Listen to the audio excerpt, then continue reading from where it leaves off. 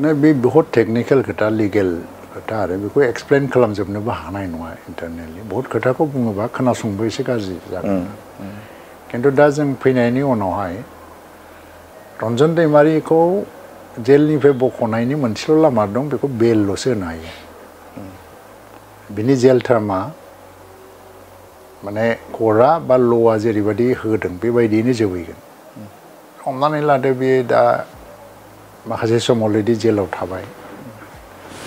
आरो जि एसे दं बेखौ रिलेक्सेसन होनानै गभर्नमेन्टआ बेखौ बिनि जेल टार्मखौ फुसंबो हायो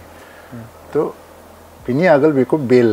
लाबोनांगौ जायो बेलाव लाबोनांगौबा बे सुप्रिम कर्टआव थांबाय इस्युआ हाइकर्टनिफ्राय बाहेरायाव थांबाय आरो खुनु पलिटिकेल एकर्डआ अलरेडि कनभिक्टेड मानसिफोरखौ नन कनभिक्टेड खालामनो हाया बेयो वार्ल्ड वाइड दङ जेरावबो गिदिर गिदिर नेताफ्राबो जेल जादों कनभिक्टेड जायोबा कर्टआ बेखौ नन कनभिक्टेड खालामफिना आरो बेनि थाखाय दस्रा मोनसे लामा थायो दा बेलायाव बिटिसिनि दानि दैदेनगिरिफ्रा दिनै सुप्रिम कर्टआव लयार टयार हमनानै फाइट खालामबाय थादों आरो बिनि थाखाय एनडिएफबिनि दैदेनगिरिमोन जेनेबा गबिन्द आरो फेरेंगा बिसोरो आरो जोंहा अनजालुमोन बिसोरो नांबाय थादों लयार टीमखौ लगायनानै आंबो सम सम ब्रिफ लायो आरो आसाम गभर्नमेन्टआ बेफोरनि एगेन्स्टआव जि केस दंमोन जेब्लानाखि इस्युफ्रा फैयो बेलनि बेलायाव बा बेफोरबायदि मोनसे टाइमफ्रा जुदि फैयोबा कर्टफ्राव केसफ्रा हियारिंनि थाखाय फैयोबा आसाम गभर्नमेन्टआ बेखौ हेल्प खालामगोन पजिटिभलि बे स्टेन्डआव दंबाय थायो ओंखायनो दा प्रमद बर' बिथाङा जिहेतु डाइरेक्टलि डिल खालामबाय थादों बिथाङा फोसावबाय थादों जे बेखौ थाबैनो मोनसे रिजाल्ट मोननो हासिगौ बाखि कनभिक्टेड जि मेम्बार्सफोर दङ बेनि सायावबो लिगेल प्रसेसफोर खालामबाय थादों खारन मोनसे टेक्निकेल इस्युआ मोनसे फैदों मा माने एकर्ट जानायनि आगोलनो कनभिक्सना जादों सिगाङावनो जाखादों एकर्ट जाजासिमाव जुदि कनभिक्सना जायामोनब्ला हयतोबा माबा मोनसे रिलेक्सेसननि मोनसे आसा खालामजायो दा कनभिक्टेड होननानै कर्टआ फोसावनायनि उनावहाय कर्टखौ नों फर्स खालामनो हाया नन कनभिक्टेड खालामनो थाखाय दिनैनि दिनाव नोङो सिटिं चिफ मिनिस्टार केन्द्रीय सेन्ट्रेल मिनिस्टार जेल जाजोबनानै दं बेखौ पावाराव थासेयावबो बासायनो हायो बादि मोनसे अबस्था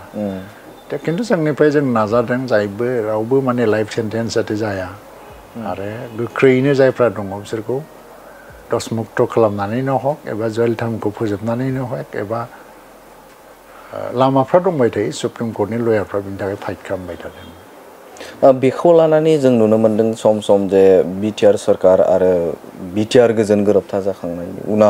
उनावबो जे गनो हायाखै बा बिथांमोना जेलनिफ्राय उदां जायाखै बिटिआर सरकारा जेबो मावाखै बेनि सायाव बुंदों एकर्टआ जेबो बेयाव खामानि होआखै होननानै बाथ्रा बुंदों मोनसे खोथा हाग्रामा महिलारिया चिफ जादोंमोन बिटिसिनि आरो बाहायबो मोनसे नन हाइनास क्राइमफोरखौ उइथड्र खालामनायनि क्लज दंमोन बिटिसिआव हाग्रामाजों लोगोसेयैनो गोबां मानसिनि केसआ उइथड्र जायाखै आरो बेखौ कर्टआवसो लांनानै डिसमिस खालामहैनांदों आरो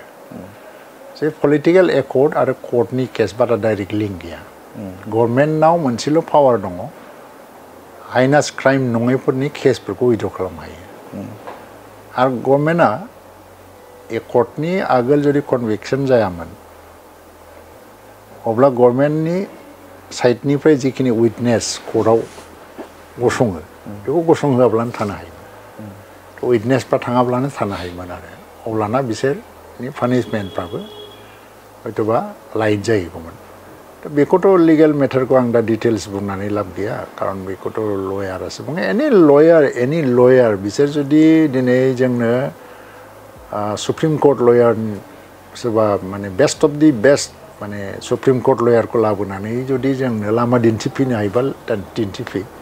1 मिनिटबो जोङो बुंग्रा सुबुंफोरखौ नोंथाङा खावलायदों बुंग्रा सुबुंफोरखौ आं खावलायदों बिस्रा जुदि बिदि लिंक दङ सुप्रिम कर्ट लयार सोरबा best of the best supreme court लयारखौ लाबोनानै जोंखौ लामा दिन्थिनो बा बुजायनो हानाय मानसि दंबा लाबोनानै बुजायहोफै 1 सेकेन्डबो लेट खालामनाय नङा खिन्थु जोंबो नाजाबाय थादों जोंनि बिथिंनिफ्राय बेस्ट अफ दि बेस्ट लयारफोरखौ लानानै खामानि मावबाय थानो थाखाय